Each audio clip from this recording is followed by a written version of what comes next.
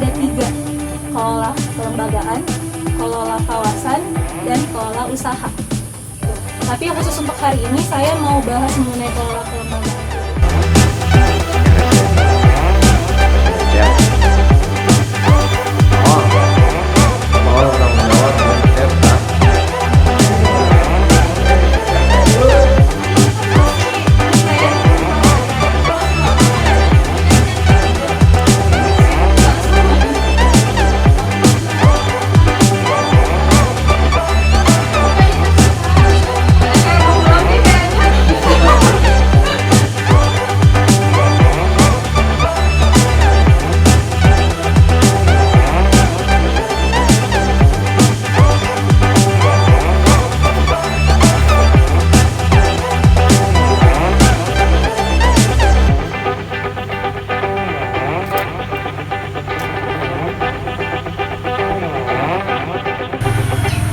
Assalamualaikum warahmatullahi wabarakatuh.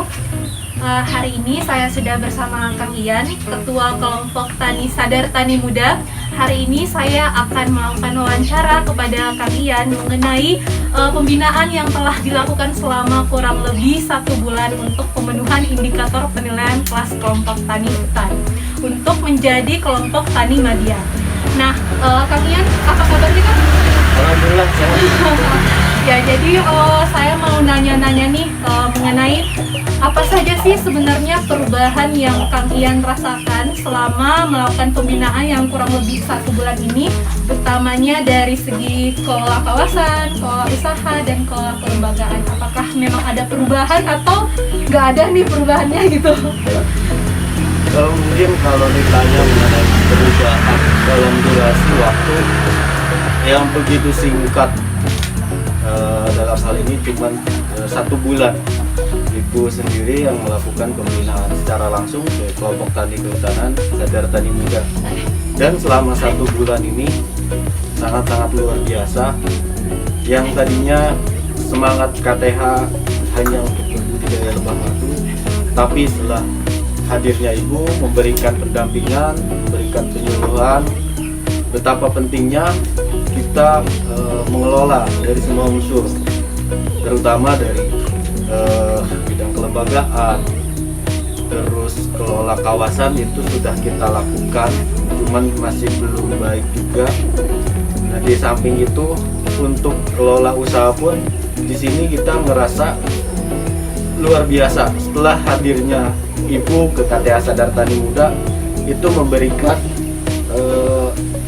suasana baru, motivasi baru, semangat baru, yang mana hasilnya itu bisa disaksikan sendiri, yang mana mulai dari kelembagaan, perubahan yang sangat signifikan itu mulai tertatanya sekretariat KTA Sadar Tani Muda, terus beberapa dokumen atau kelengkapan administrasi yang tadinya kita belum ada, alhamdulillah sekarang sudah ada, mulai dari ADART, rencana kerja, gitu kan, terus dari buku-buku administrasi kelompok, itu sekarang alhamdulillah udah hampir 99,9%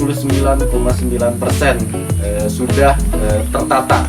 Walaupun dalam pelaksanaannya kita masih tetap dan harus dibimbing, dikawal, sampai yang mana KTH ini bukan hanya sekadar namanya saja KTH Madya, KTH Utama, KTH Mandiri, tapi pada sejatinya kita memang berkegiatan di situ.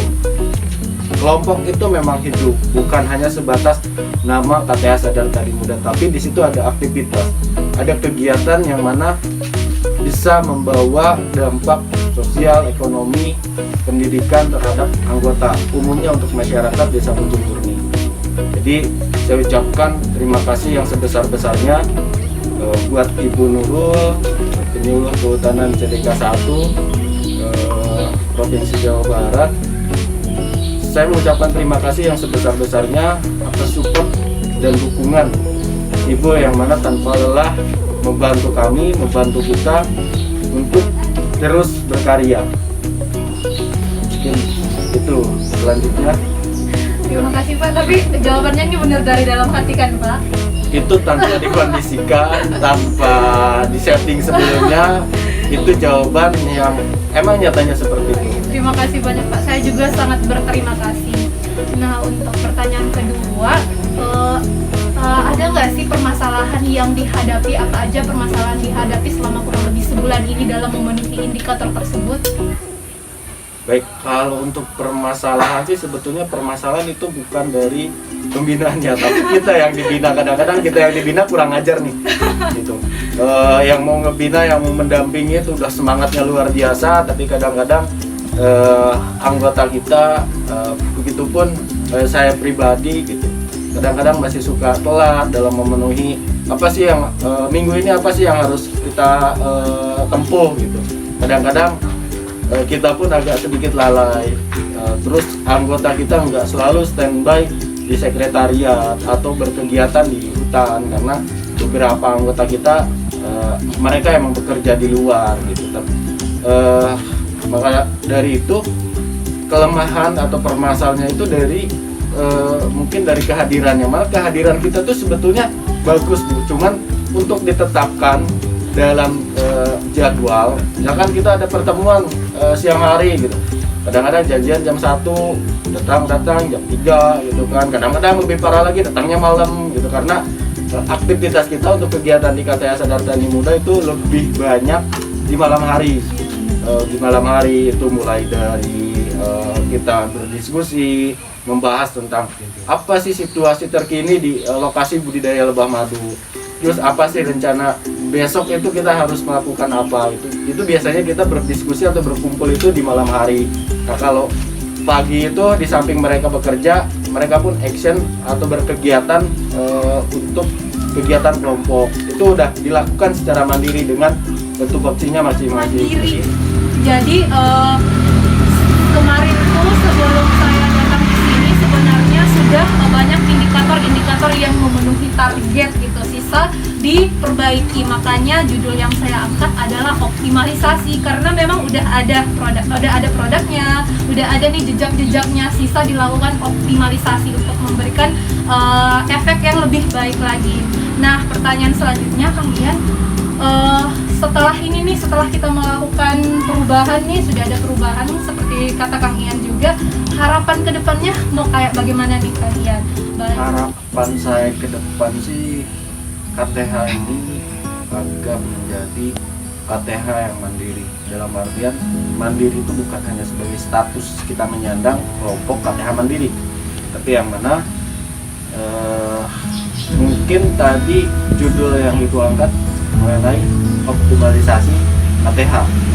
Nah, saya pun ke depan pengen terus mengoptimalkan KTH ini agar tiga unsur itu mengenai kelola kelembagaan, kelola kawasan, dan kelola usahanya itu menjadi satu kesatuan yang mana bisa saling menopang satu sama lain. Jadi kita nggak apa-apa kelompok KTH, kelompok tani kehutanan gitu, tapi isinya itu perusahaan. Isinya perusahaan yang mana anggotanya bisa hidup di sini, anggotanya bisa duduk, bisa hinggap dan mengambil manfaat dari ini KTH gitu. Jadi bukan hanya sebatas kelompok tani kehutanan yang mana berkegiatan ketika ada program. Ketika nggak ada program pun kita membuat program sendiri gitu. Kita ingin jalan, bahkan cita-cita saya nanti ke depan KTH ini akan menjadi lembaga usaha yang mapan. Amin, Gitu kan. Itu harapan untuk KTH-nya sendiri. Ketika kita menjalankannya dengan ikhlas, dengan keyakinan, alhamdulillah selama ini saya berkegiatan memfokuskan diri di KTH ini. Alhamdulillah tuh untuk saya pribadi gitu kan, ada aja rezekinya.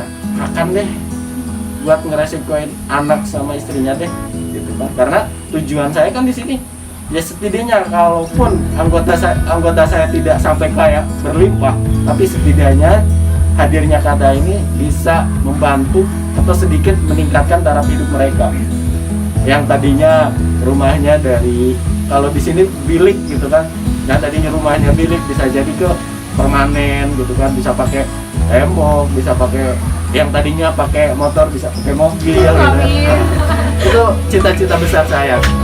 Jadi mungkin target kita ke depan, saya ingin sekali masyarakat di Desa Ngujung ini kesadaran yang lebih terhadap lingkungannya.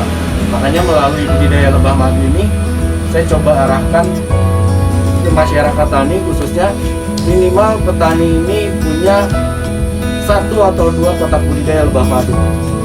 Nah, kalau si petani itu sudah memiliki kotak budidaya lebah madu, saya yakin alam kita terjaga, produk pertanian kita bagus, dan ekonomi mereka pun meningkat. Kelompok KTH Sadar Tani Muda ini untuk kesadarannya, untuk kebersamaannya, karena sudah benar-benar merasa bahwa kelompoknya ini adalah rumahnya tempat pulang. Dan Kang Ian sendiri selaku ketua kelompoknya, karena ibarat ini kapal nih, dia bakalan oleng kalau kaptennya nggak bagus mengemudinya. Jadi karena Kang Iannya mampu mengemudi dan bagus mengemudinya, akhirnya anggota kelompoknya juga turut ikut bagus. Jadi gitu. Jadi kayak saya sangat mengapresiasi nih, apalagi kesadaran dan cita-cita Kang Ian yang pengennya bukan cuma anggota doang yang peduli kepada lingkungan, pengennya nih masyarakat juga peduli kepada lingkungan. Itu adalah cita-cita yang sangat mulia dan luar biasa. Harapan saya sih, bukan harapan saya untuk kelompok-kelompok yang lain, kita punya pemikiran seperti Kang Ian. Apalagi sekarang Kang Ian udah melebarkan sayap dan udah membina beberapa kelompok, ada beberapa kelompok tani binaan gitu. Nanti Kang Ian juga bisa mempengaruhi mereka secara positif gitu. Ayo nih sama-sama kita membangun KTH yang lebih baik.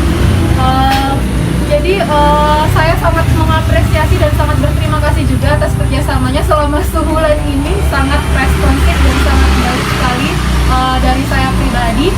Terima kasih juga Kang untuk waktunya hari ini, alhamdulillah. Jadi sekian wawancara saya mengenai evaluasi untuk pemenuhan indikator, pembinaan pemenuhan indikator penilaian kelas untuk KTH Sadar Tani Muda menuju KTH Madya. Apabila ada yang salah kata, salah ucap atau salah perilaku dari kami berdua, mohon dimaafkan. Wabillahi taufiq wal hidayah. Wassalamualaikum warahmatullahi wabarakatuh.